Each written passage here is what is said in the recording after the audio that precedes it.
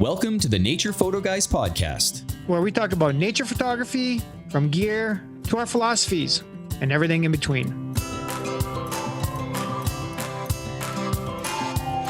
So grab a cup of coffee, sit back and relax. You're listening to Joe Desjardins and Chris Gibbs, the Nature Photo Guys.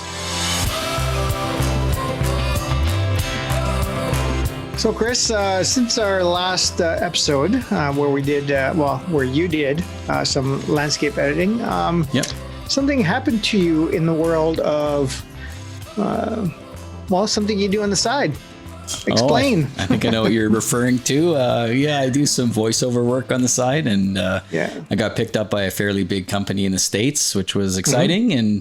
And one of the spots on YouTube already is pushing 4.5 million views. So it's kind of scary to think that 4.5 million people have heard your voice worldwide. So it's pretty neat. Well, but I've had feedback with the podcast and the YouTube channel saying that you have a very like radio style voice, it's designed for a broadcasting sort of thing. Yes, right? I'm a behind the camera guy, not usually in front of the Mine's camera just guy. High pitchy and whiny, but you have that voice, right?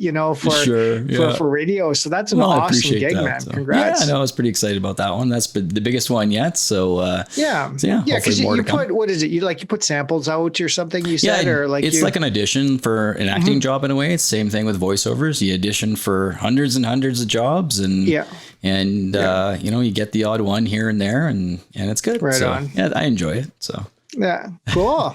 Yeah. And I think you said your wife was doing a bit of that too. Yeah, my wife does a bit of voiceover recording as well, and she's just kind of been getting into the last year kind of thing too. So she's more tutorial type voiceover work as well. Yeah. So it's been good. So nice little side hustle for sure. Yeah. And what have you been up to? You were out in the field, were you? Yeah, it was. Actually, since our last episode, what did that? Oh, yeah.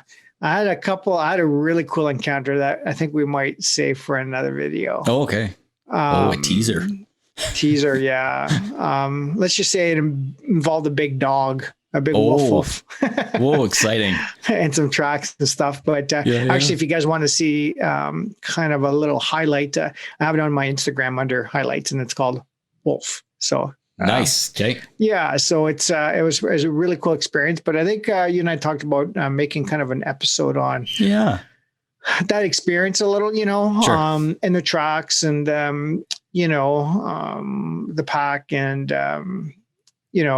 from when I saw it to where it ended up, just some cool little stuff that happened. Just experience in general and different things that happened. Yeah. And also that same day I encountered my first set of grizzly tracks too for the year. So nice. Gorgeous set in the snow. So that's actually kind of what set me in that certain direction, looking for the grizz and then finding then coming across the wolves after, right? So it was kind of a neat, it was a really neat day. That's for experience. Sure. So, yeah, absolutely. No, can't wait to hear about that one more for sure. Yeah. That'd be great. So we'll keep that for another one. But today I'm going to show you guys how to edit a few wildlife images. And I picked these ones specifically from Churchill because they're all slightly underexposed. Oh, good. Yep. And when you're shooting in those bright snowy conditions, a lot of times, your exposure compensation isn't set properly.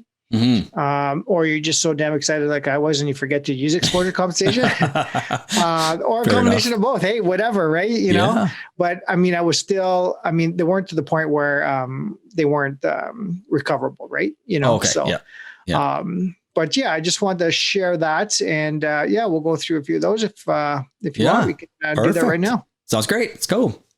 Okay, so here's 6 images I pulled out of the Churchill trip, and you can see just looking at the bottom there, you can tell they're slightly underexposed. So some of them more than others, but I just wanted to start with one of my favorites from the trip here, and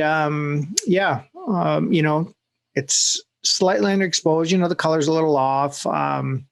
Again, a very memorable experience. I actually have this one up on the wall on the metal print. Yes, I've seen that. It's beautiful. Yeah, so it's just I think I got this was like day 1 or something, or beginning of day 2. And I was like, okay, yeah, trip's over. Cause you got the shot, you know what I mean? That you kind of wanted, right? So, But just like with any wildlife image, I always start with hitting auto, because you just never know, right? And easy peasy, hit auto, and actually it did a pretty good job. So did you notice the difference there? I do. Yeah. So for sure. actually, guys, if you hit the backslash key, okay, it'll show you a before and an after. You can see up here where it says before.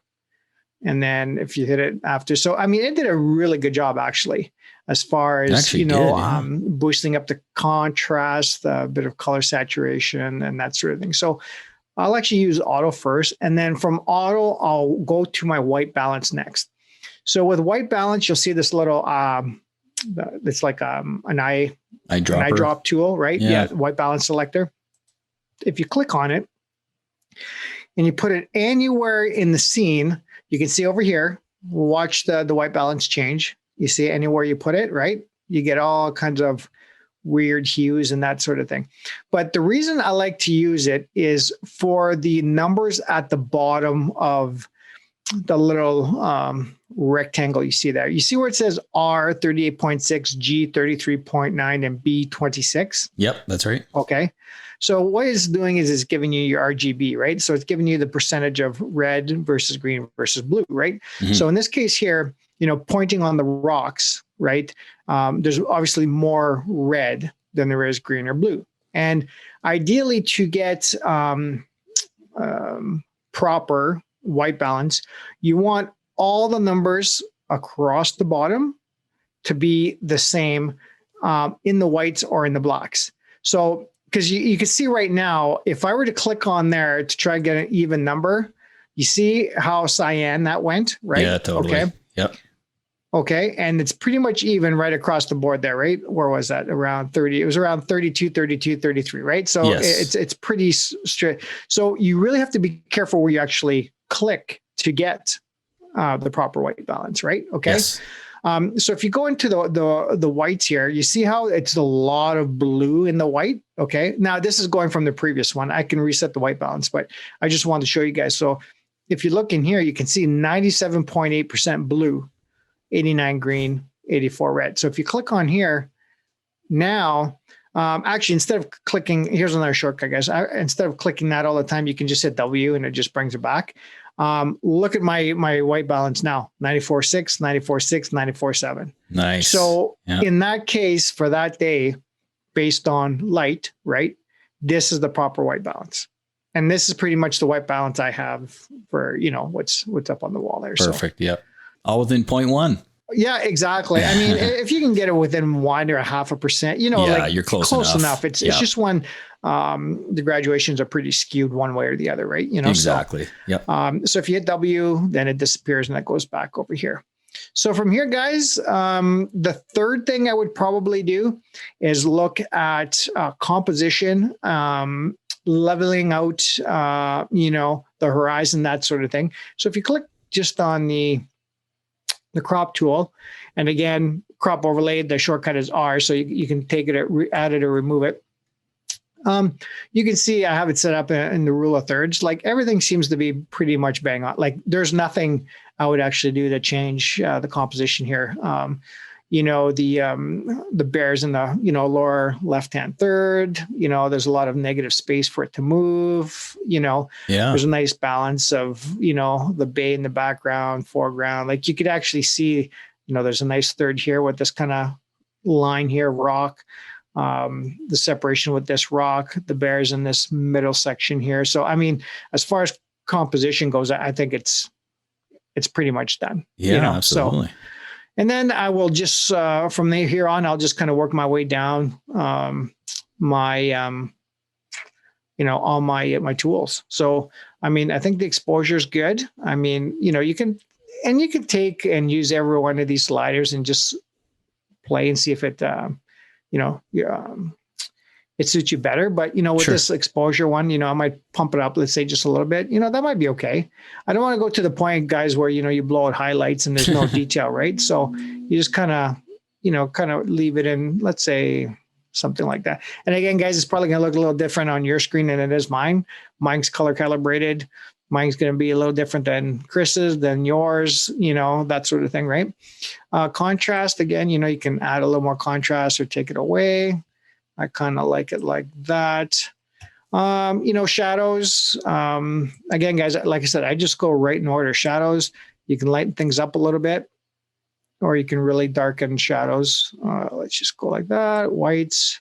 Now, the thing with whites too is you can really blow things out. And a lot of times when the highlights are blown out and I can't really recover them all that well, I'll bring down the whites. So let's even just look in the snow here. Okay. I know I'm over exaggerating here, but I'll actually bring down the whites so you can actually see the detail. You can see the detail in the snow now, right? Yeah, it brings it back, doesn't it? Yeah. And then in that case there, I might just pump up the highlights just a little bit. Not enough to blow things out, but I can actually probably bring up the whites a little bit more. Kind of give and take on both of those to play with what you're looking for, a fine line, right? A bit of balance there. And then we got the blacks, that looks fine. Now, these other ones here, texture, clarity, dehaze, vibrance, saturation. Texture, in this case here, will really bring out the first. I'm just going to bring it up here a little bit, and you'll see what I mean by that. Do you see the difference there? I can tell there. Yeah, okay. For sure.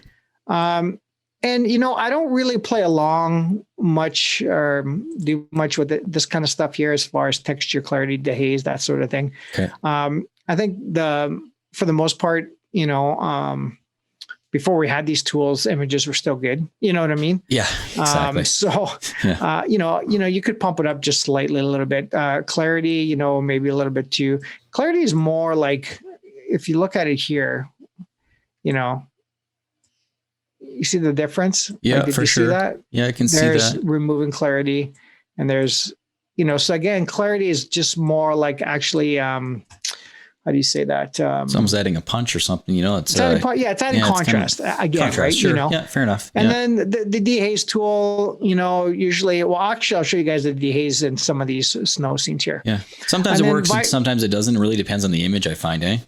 Well, 100%. Yeah. I mean, these tools, any of these sliders. As far as this goes here, like these set of tools, it's very dependent on the images itself, right? Exactly. And everybody, don't forget, this is what Joe's doing here is globally affecting the entire image, not just the polar bear that we've zoomed in on looking, right? It's doing it to everything in the image. That's right. I rarely do anything with the like the radial brush here, where I'm just doing selections of work with wildlife images, because realistically, I just don't want to do a whole lot of stuff with them, right? Sure, I want to try and keep them as close to fair real enough. as possible, right? So Joe, I got a question for you. Yeah. Last week we talked a lot about the triangles, the red and the blue for the whites and the blacks, and seeing what's overexposed and underexposed. Do you worry about that too much on the wildlife side, or you just use that more, focus on that on the landscape side? This is more of an eyeball kind of scenario to your preference, or what's your opinion there? No, you could actually use it. So what Chris is talking about is these little guys up here, right? So if you activate show shadow clipping and highlights, right? So if I click on that and I click on that, okay, I'll just show you guys really quick here. I'll go into highlights. Mine are red for highlights, right? So what that means is clipping, highlight clipping, and what that is pretty much indicating is that there's zero detail left in those highlights. And then let me just bring that back down. See, now you can see the detail back there. And then with the blacks, okay. Oh, sorry guys, not the blacks. Where was the blacks at here? The shadows. So if I bring this right down, actually, this image is pretty good. I can't actually make it go into the shadows. There's not really too much pure black in that image, actually, is there? Yeah, so, there isn't. Yeah. So that's actually pretty good as far as exposure goes. So I'll have to show you that in another image. But essentially what Chris is talking about is like in last week's video, if you didn't see it, activating these so you could see any clipping and make the determination at that point whether or not that's important to you or not, right? Because a lot of times, detail in the shadows isn't necessary. Neither is detail in the highlights, so it's really up to you. Again, very subjective, guys. It's totally up to everybody else, right? So after that, what I'll do is I'll go down to, I skip one. I'll go down to detail, and which is noise reduction and sharpening. These are the only two settings I'll use here. Okay. And what I'll do is I'll zoom in a little. Okay. And you can see there's some noise, right? You can see the pixelation there. So what I'll do is I'll add a little bit of luminance noise reduction there. You can see it just softening up a little bit. It's tightening things up. And then I'll add a little bit of sharpening again. So I kind of work between both of them, right? Sure. Okay. Yeah. Now, the one thing you showed last week, Chris, and I'm going to show here, is eliminating the global sharpening over the entire image, right? Mm-hmm. And that's using the masking tool, right? That's right. Yeah. So if you hold the Alt key and click on masking, and you start dragging it to the right, okay, anything that's highlighted in white is going to be in sharp focus, okay? So you could see in the beginning, everything was pretty much in focus, right? So if I start dragging it and I just kind of want, say, the edge of the bear along with the eyes, the snout sort of thing, and let go. If you go in, this is all sharpened, this is sharpened, this is sharpened. Everything else is kind of dropped off a little bit. You can see some sharpening here, right? Okay. So it really depends on what you, in this case here, I don't mind everything being, somewhat sharp. I mean, this is far enough that it's not going to come up as in focus anyways. True. So I won't actually use it in this case, but that was something you showed last week there, Chris. Yeah. So. And sometimes it depends on the image, wildlife too, like what you were talking about. Sometimes it adds definition around the animal as well, right? So it's nice, kind of almost pops it out a little bit further for you, but from the background, a bit of focus. 100%. Yeah. So the detail, and then lens correction, always, remove chromatic aberration and an L profile correction. And you can see what just happened there, right? When you enable that, the edges become clean, right? It's basically correcting for the curvature of the lens, okay? Mm-hmm. And so, it cleaned up the corners. They're not as vignetted. You can see how dark the corners are and everything. So when you enable that, it just brings it back to what it's essentially supposed to be. And it has all the detail information there too, right? So it knows your lens and your camera based on the profile. Yeah. And then the odd time, what I'll do is I'll go into this HSL / color, and I will play with specific colors. So I'll always kind of leave it on saturation, pick up this little tool, and wherever you drop the crosshair, if you click and hold and drag, it'll, either saturate or desaturate that specific color or that specific group of colors that you're actually on, right? Okay. Exactly. So in this case here, I'm going to just double click just to reset everything there. In this case here, I don't see really anything that needs a little punch to it. I mean, I could go and just maybe drag just a tad, just to increase a little bit of color punch there. Sure. But realistically, I mean, there's nothing I'd really want to adjust in this case. I'll show you that in a couple other images, but that's about it, guys. If you're going to go into the using the vignettes, I would really recommend being very careful with that. Okay. I mean, you can go to the extremes, right? That's showing all the clipping. That's what the orange. I'm going to take that off there. Yeah, there you go. So you can go to the extremes on the other side, but a vignette should actually be there to help draw the eye, keep it centered, like keep it inside the image and not be the focus of it. So if I were to use a vignette here, watch what I would do here, guys. I would probably just kind of, you see the edges going a little dark? Oh, yep. A little too much. Just something subtly, like that. eh? Just enough, just subtle. Yeah. So you don't even know that a vignette was actually applied. Okay. And that's it. Oh, this image is pretty much done. And what I would do is then I would export this out to Photoshop, and then I would add my watermark, resize it for social media, and then save it to my OneDrive folder. Nice. So that's pretty much it. So that's the quick and dirty of it here. Just really quick, these panels here that we work from, mm-hmm. I eliminated a lot of them, ones that I wouldn't normally use, right? Okay. Yeah. Okay. And I've also put them in what's called solo mode. And if you right click on one of the panels, you see where it says solo mode? Yeah. Checked off. What that means is every time I click on one, okay, it opens. If I click on another one, it closes the previous one and opens that one. So it only keeps one panel open at at once. So instead of having all 6 open and you're scrolling down, and scrolling all the way back, it just allows you it just opens whatever it needs and then closes the other ones. I never knew that. Let me just take solo mode off. Okay. Wow. What's that? I never knew that. Okay. I've never used that. That's neat. Okay. Okay. So if I go learn something every day. Basic, leave that open. Yeah. HSL color open, detail open, lens correction. Yeah. Right. That's how I operate. Isn't that funny?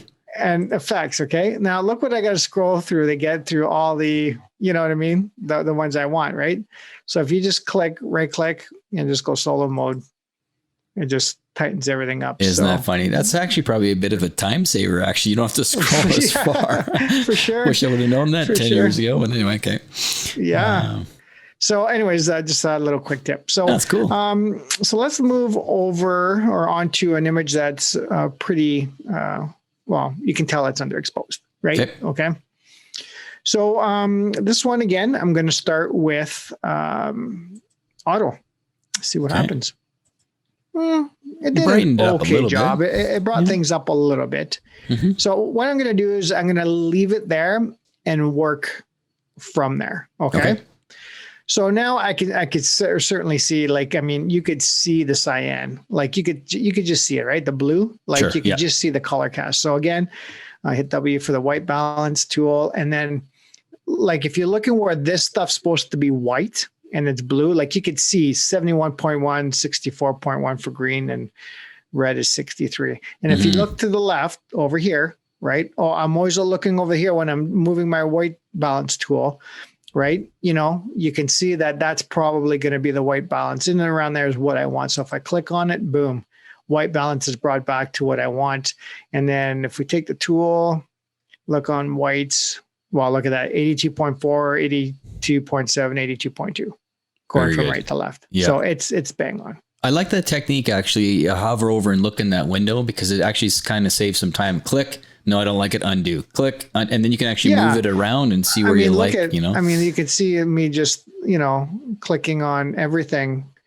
Like if I click back on the fur, you know, you could see like there's actually cyan and magenta, everything rolled into one, right? Yeah, absolutely. So now I made that. So I clicked that. So what I can do now is I can just go back in and edit, undo white balance custom, and then bring it back to what it was. Right. So that's right. Yeah. The third thing now is the crop, right? The horizon, things are a little off. And as anybody knows, in any of my workshops or any of my teachings, crooked horizon. Oh my God. It's a bit of a pet peeve for you, is it? It just drives me nuts. So you can actually see the horizon line here is slightly off. You can see how his feet are slightly off, right? You know, that kind of stuff, right? So I'll just hit the crop tool, right? So here you can either click on it or the shortcut keys are, right? And then what I'll do first is I'll come into the corner here and you see where it turns into like a quarter circle with the 2 arrows. I click and then I'll straighten out, right? You see his feet? Perfect. Okay. Yeah. His feet's pretty straight flat there. And then you can see how the horizon line kind of straightened out here, right? Exactly. Everything, then double click and that's, and I like doing, that's a little too far. I like doing that though, right? Like when you do the crop and you actually do the turn, as soon as you click the turn, it takes the boxes and actually, you know, you can see more lines, more horizontal and vertical lines, right? Yeah. So it's really nice. The grid gets tighter, right? So, yeah, that's what I mean. Exactly. And then there. So I would say that's pretty bang on right there. I'm just triple checking here because, no, I would say that's, I mean, the other thing you can do too is look at the trees. I mean, not trees that are bent over, but you know, you can see that the trees are kind of in line too there. So if you click on the corner, and it's kind of tricky, right? Because sometimes the foreground is not always as flat as the background. You know, there could be a hill in the back or whatever. So you almost have to play with to your eye a little bit too, in a way, right? Well, a lot of times there's not even a discernible horizon. True. Yeah. Okay. Yeah, especially so in a lot wildlife, of times right? then it's based on the placement of the animal, you know, maybe trees, like you almost trying to find something that should be vertical, right? You know? Exactly. Yep. As Rut and Took would say, a vertical log. I don't know if you guys ever watched Brother Bear, but when they played I Spy, Oh, okay. Brother Clog tree. Nice. Anyways, it's a cute reference. So now that the the composition's in place, right? Yep. That's where I can start working on the image. Because I mean, just to reiterate, like it's kind of in the bottom right hand third. You know what I mean? You can kind of see the horizon here is on the third, right? Bears on a third right hand. I mean, you can play with it a number of ways. Again, very subjective. I like all this negative space in the direction the bear's facing, right? So, but I'll just double click and leave it at that. So, working down again, exposure, you might like it a little darker. I don't know. Maybe just go something like that. Contrast, maybe a little bit more on a contrasty side there. See here, highlights. There's a little bit of an effect here. Like you could see here with the highlights. You can see it a little bit on the fur, right? When I took it right down or bring it up, you can see it. Those are the extremes, right? Oh yeah. So I'd probably bring it down as much as I can. Shadows, you can see the definite change in the bear. If you look where the feet are and the face, watch this. You see? Oh yes, you sure can. Okay. But again, it's subjective, guys. Like, I mean, you might like something like this, you might like something a light. I kind of like it a little bit on the lighter, fluffier side because it's a snowy scene, right? Yes, rather than it almost looks dirty if you. That's right. Yeah, exactly. So it's really up to you. And then the whites, I'm going to leave them where they're at, and then the blacks again. You can see even lighten things up a little bit because again, it's. The blacks, everything is adjusted across the image, right? So, right. How did you say it? Globally. It's globally, exactly. Yeah. So there we go. And then down here, texture, clarity, dehaze. Well, here, I'll show you what the dehaze tool does. If you go from one side to the next, that's haze. Yeah, just a bit. That's dehazed. Okay. Yeah. So if you bring it back to 0, you can see how you can kind of cut through the snow and that sort of thing, right? Saturates things a little bit, really adds contrast and everything. And then if you go to the other side, I can actually kind of enhance the snowy effect a little bit, So, but again, I don't really like to play with, I try to use as little mini sliders as possible. Sure. I just don't, don't care. Well, there's a time and place for some of the sliders. And it is, but in this case here, not really. Exactly. Now, when I did the auto setting here, when I hit auto, added a bit of vibrance and saturation. I'm okay with that. It probably pumped up the yellows just a little bit here, and that sort of thing. So, nice. Detail, again, luminance, noise, you can see it's a little bit on the grainy side. So I would and you guys probably won't be able to see this on the video, but I'm just adding enough just to kind of smooth things out, not to the point where you lose texture or grain. Mm-hmm. And then add a little bit of sharpening there. And then that's good. I'm not going to do anything with saturation. Okay. Lens correction, of course. Boom, boom. Slight adjustment there. And transform, usually landscapes. I always have that module there in my 6, right? Just in case, when you never really use it in this case here. Fair enough. And then the effects, as far as vignettes, like I said before, guys, I don't really add them. And if I do, they're very slight, So I think this image is pretty much ready to go. I mean, perfect. Nothing else. That's now, if you go to the image. before and after, that's the before. That's the after. Wow, that's a huge difference. Yeah, it looks so nice. Yeah, great photo. Yeah. So let's jump over to the fox here. Okay, so here's a fox, red fox up in Churchill, and again, it's slightly underexposed, but I can really bring out the detail and the color in this guy here. So I'm going to start with the auto again. Okay. Not bad. Well, okay. Did a pretty good job. Yeah. You can see with these little triangles activated here, just to show you guys, you can see that the blacks are black, right? And again, you know what? In this case here, is it necessary to see detail in the feet? Oh, not really. Yeah, no, not really.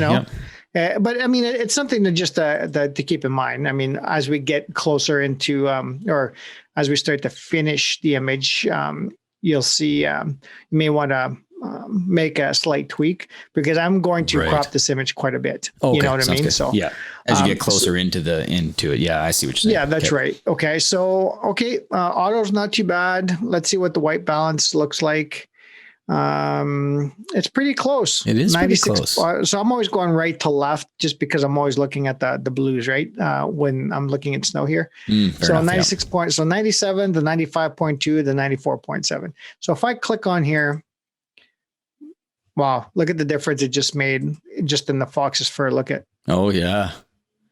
That's with auto. Sorry, that's with the auto adjustment and the white balance adjustment, right? Yes, the 2 steps. Yep. Yeah, the 2 steps. So I'm going to leave it at that. Okay. Now, this image here, you can crop it a couple of ways, right? Mm-hmm.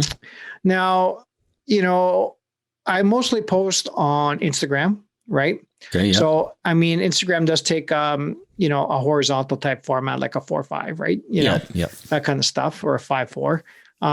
So I could actually go over here to where it says like crop and straightening, and as far as aspect ratios on the original, I can go to, let's say, a 4:5. Okay. And then what I'll do is I'll start to kind of play around with it a little bit here and see something like that. See? Nice. I mean, that might work for now. I'm not sure, but I kind of just wanted to get my crop in place here, right? Okay. Yeah. Let's go back here. It's slightly off, I think. Here are my horizons. I think that looks a little better. Yeah. Okay. There you go. So from here, I did the auto, the white balance, the crop. Now I'm going to make some adjustments here. I'm going to fluff things up a little bit. What I mean by that is make things a little bit brighter, not so dark and contrasty. So I'm just going to pump up the exposure a little bit. You can see that right there. Oh, okay. Yeah. See that? So I'm going to just, here, let me just go. And so you can see the difference, right? It's a huge difference. Yeah. So I'm just going to pump that up a little bit. Now, when doing that, you can see that the highlights are being blown out, that sort of thing. And that's fine for now, right? Okay. I'm actually going to take those off. Okay. So from here, I'm going to work my way down. I might add a little contrast, a little more contrast. No, maybe not. Maybe I'm going to take a little bit away here. Just because, when I look at a fox, again, in a snow scene, nice fluffy coat, that kind of thing. I don't want to add too much contrast. I want things to look like soft and fluffy, right? Okay. Right. I see what you're saying. Yeah. Highlights. I can tone them down a little bit. Actually, that's kind of the max. So I'm going to have to jump down to my whites just to bring it down a little bit. So a lot of times what I'll do is I'll drop down the whites and then I'll bring the highlights back up just a little wee bit, just to give it a little bit of a pop to it. There you go. Maybe the white's a little bit there. Shadows, feet. You see that? Oh, yeah. See? Yeah. Okay. That's what I was talking about with the feet. You can bring out the detail if you want, but it's not really necessary, right? I'm going to keep them a little bit on the darker side there. And then the blacks again. Actually, the contrast of the feet with the rest of the fox actually looks pretty cool. How you got it from the dark. Yeah, you betcha. And that's pretty close. Like if you do it before and after. Oh, yeah. Yeah. So that's huge, right? So. Yeah, that's really good. It may just be slightly, just tone down the exposure. No, it should stay up around +1, I think. Yeah, 0.9. Yeah, somewhere around there. That's about a stop under, from what I liked anyways. Sure. Yeah. So I'll go down, texture again, clarity, dehaze, that sort of stuff. You can play with it if you want. Texture, can see how the fur just popped a little bit. Yeah, I do. Which might not be okay. Might be okay. I mean, clarity. See, when you add in clarity, it really puts a hard edge to things. Like it really makes things contrasty. So I'm going to just take that back off again. Yeah. And then the dehaze tool. Now, when we did the auto, right here. Yeah. You could see I added some vibrance and some saturation again, and I'm okay with that. Okay. I don't think it overdid it as far as the color of the fur, right? I don't think so either. Yeah, no, it looks good. Just kind of a subtle addition there. So we'll go back into the face here. We'll go into detail. luminance noise. Let's see what the ISO is at 250. So there's not going to be a whole lot needed here. You know, I can just click it a little bit here and then just a tad more sharpening here. Look at it at 200%. Yeah, that's awesome. That's fine. Wow. What a shot. So, so as far as the sharpening and luminance noise goes with that, lens correction, of course, boom, boom. Slight adjust. You can see the little bit of adjustment on the corners there. Yeah. And then that's it. So, I mean, quite a difference when you go from something like this to this. And, you know, guys, it's a pretty straightforward workflow. I mean, when it comes to wildlife images, because I mean, I want them looking as natural as possible, right? Oh, fair enough. Yeah. You know, from auto to, you know, white balance, the cropping, you know, that kind of stuff, and then working your way down. Being subjective, hey, it's really up to you, right? So yeah, exactly. Now with Instagram, so you can see here, you know, the original. I'm going to reset the crop here. The original, I mean, it's still a cool scene, you know, that sort of thing, showing it's more of an environmental shot, you know, that kind of thing. That's right. But with Instagram, you know, I like to crop things tighter, okay, so people can see the face, can see the detail in the animals, that sort of thing. Sure, because most people are viewing on their device, small device, that's right? Right. So yeah, that's right. It's already small. So I'll go to original here. I have a 1-to-1 here, which is basically Instagram, right? And then, you know, I might just do something like this, you know, that nice. Way. I don't like this mergy pokey thing here. Hang on. I know I'm picky, but no, there. Yeah, that's perfect. There, you know, that's my. That looks great. He's too centered. Oh man, am I ever getting picky? Eh? But there you go. So, I mean, that's nice and clean. And again, guys, it's just for the gram, right? You know, or social media, just to show, like, look at the gorgeous fur, you know, the eyes, you know, the fluffiness of its paws, you know, that kind of thing, right? You see, you know, it's just the way it is, right? So do you sometimes save multiple images? Like one, you focus, okay, this is what I'm going to post on Instagram, and here, this is going to be, I'm going to recrop it because this will be a print. Do you ever do that way or no? So guys, that's a good question, Chris. So if I'm not sure what I'm going to do with the image, let's say it's going to become a print later on, that sort of thing, right? Yep. So what I'll do is I'll just export it at the highest resolution as a TIFF to Photoshop. And then from there, what I can do is actually crop it the way I want, you know, save as, you know, say a 4x4 at 72 DPI, you know, screen resolution, you know, for social media. And then boom, that goes off into my OneDrive folder. Okay. And I can access that whenever I want to post on Instagram or Facebook. Oh, that's great. So I work with both of them together, right? Okay. So, yeah, I figured. Yeah. Well, that's good. That's a good question. You never know how you want to crop it in the future, right? This way you have the option to go back to the original. Oh, yeah. Well, and here's the other thing too. You got to remember, like, all these edits that you do in Lightroom, they're saved in the Lightroom catalog. Yeah. So I mean, I can always just come back here. So let's say I did export that. What a lot of people would do is they'll go in, okay, they'll do their crop. Let's just do a quick Instagram crop here, 1x1. Let's say like that, okay. And then what they'll do is they'll go file, and then they'll go export, and then they'll export it to a specific size, right? Mm-hmm. Okay. That's so right. They'll go like this case here, they'll go JPEG, right? Quality 100% always, no matter what size, guys. And then you can resize it. Resolution would be, say, 72 pixels per inch for screen resolution, export to whatever folder, blah, blah, blah, and up to social media. But you got to just remember too that this is non-destructive, right? Yes. Like it's basically, you know, your edits are saved in the Lightroom catalog, but you can always go back and, you know, do whatever it is that you wanted to do, right? So exactly. Yeah, fair enough. Yeah. So now you're going to probably ask me, well, what if auto doesn't work? What if auto doesn't work, Joe? Well, good question, Chris. Oh, okay. So let's take this ptarmigan. Okay. Okay. You know, this was a quick shot. Didn't have too much time to set up. You can see there's a couple other ones here in the corner that I'm going to eliminate anyways. But let's say the auto doesn't work. Okay. Guys, I just basically go down and do the same workflow. You know, I'll start with my exposure. I'm thinking it's going to be about 3/4 or so. Yeah, 3/4 of stop over. White balance, going into the body of the bird or somewhere up here. No, white balance looks a little wonky up there. I'm going to go into the whites here. It's really close, isn't it? Look at that. 88.4, 88.4, 88.9. So if I click on that, just a slight warming to it. That was about it. Yeah, you can barely notice it almost. But if you look at it, it's pretty much bang on now. Yeah.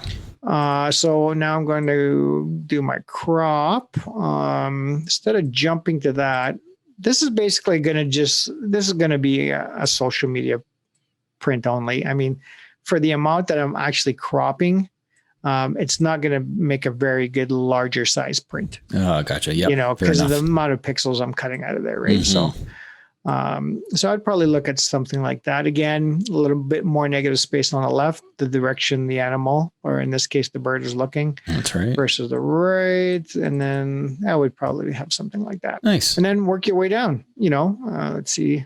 So yeah, looking at the highlights, no, you want to keep that eye black because the ptarmigan's eye is actually black. So you don't want to bring anything back into there. Okay. Whites, up and down, blacks. Or you can actually lighten things up just a little bit. And again, texture, clarity, dehaze, vibrance, all that kind of stuff. If you wanted to bring out detail in some of these feathers here, instead of using the vibrance and saturation, which is a global effect, remember this HSL tool, right? Right. Yep. Ooh.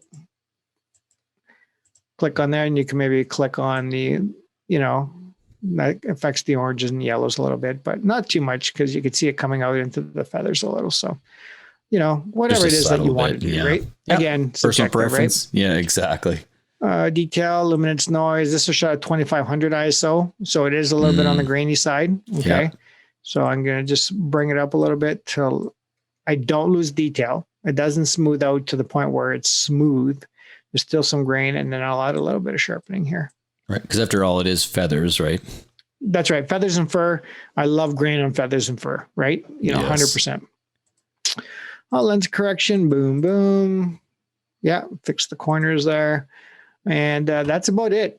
Easy peasy, right? Nice and quick. Nice. Let's see the before there so we can see.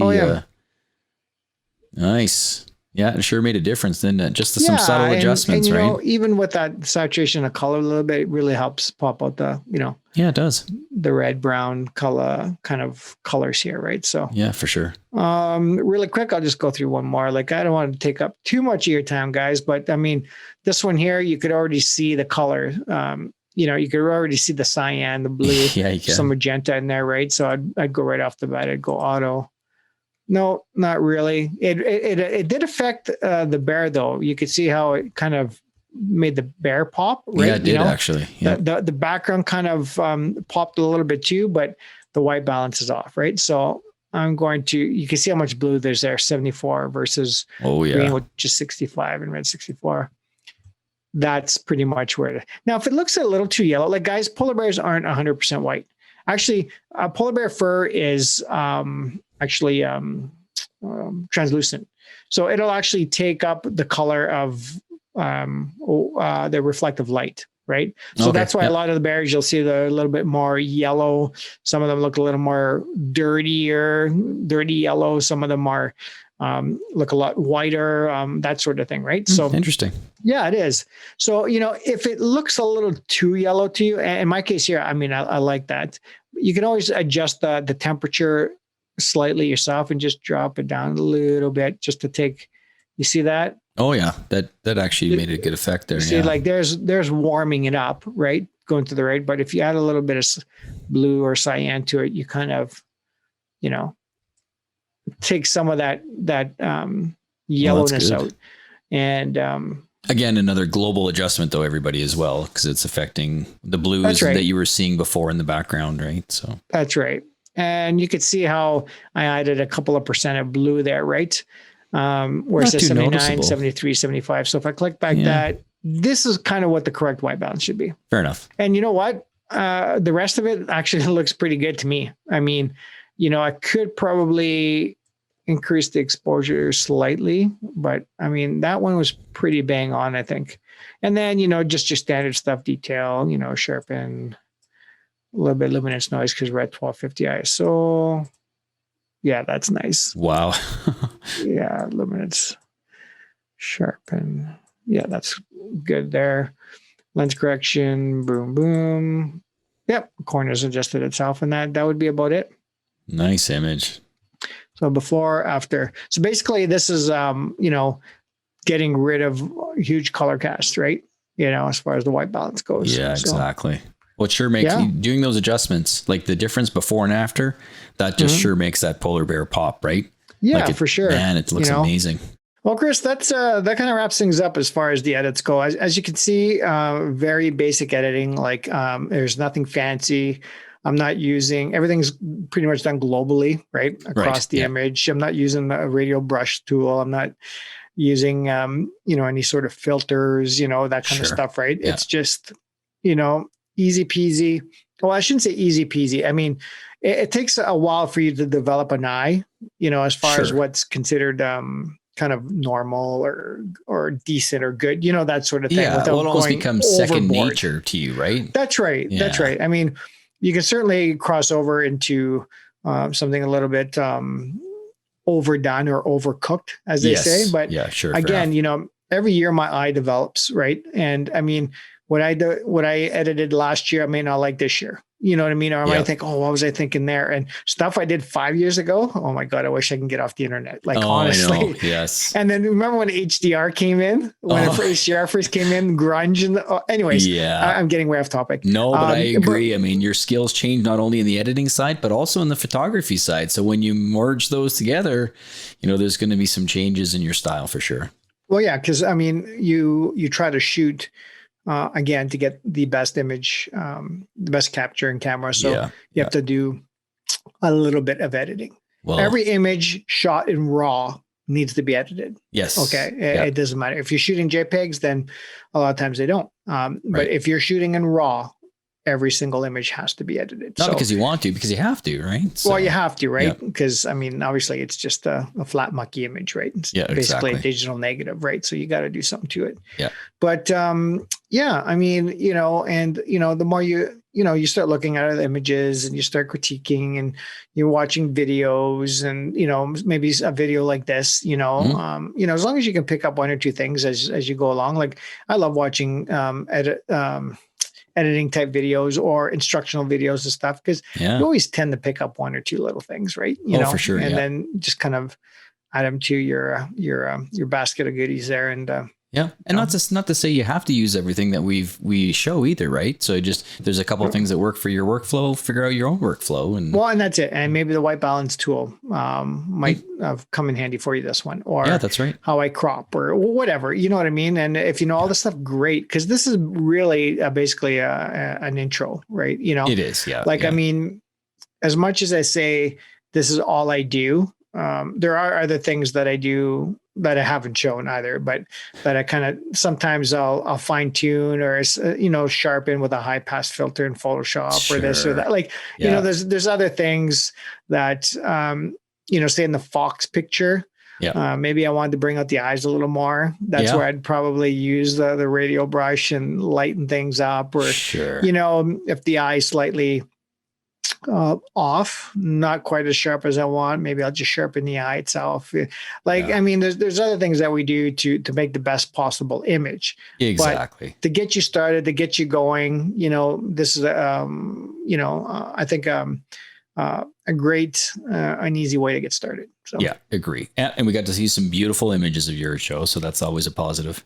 Well, hey, because I think back then I was shooting with the iPhone 8 or 7 or something. So top of the line equipment there. Wow, there you go. Of course, those are all images. iPhone photos, right? Of course. Yeah. Can everybody shoot with 500 like built into it, right? There you go. That's right. It's all about the gear. That's right. Chris. Yes, you got some good images, so you must have a good camera. Good camera. Isn't that what we hear? all the time, man. All the time. I think we'll just wrap things up, eh? Yeah, I think so. Yeah, I think that was a good episode. The last couple episodes were great, right? Kind of intro to both landscape and wildlife. That's right. And, so guys, if you enjoy this kind of these kind of videos, drop us a comment, and then maybe we can Chris and I can maybe break down one or two of our favorite images and maybe go into a little bit more depth. You know what I mean? That's a good idea. Take it from there, or ask us, to do a specific type of editing video. Be happy to do it. If it's something specifically to do with, say, landscape and skies, or how do we remove dust? There's That's a couple of cool tricks we do in Lightroom, to do that kind of stuff, right? That's right. Yeah. Drop us a comment, let us know, and we'll catch you guys next time. Thanks for watching. Bye for now. Thanks for joining us on the Nature Photo Guys podcast. If you have any questions, contact us at info@thenaturePhotoGuys.ca or message us on Facebook and Instagram at the Nature Photo Guys Podcast. Visit YouTube and subscribe to our channel to watch all our latest videos. Or follow and listen to our latest podcast on Apple Podcasts, Spotify, or on our website at thenaturePhotoGuys.ca. We'll catch you next time on the Nature Photo Guys Podcast.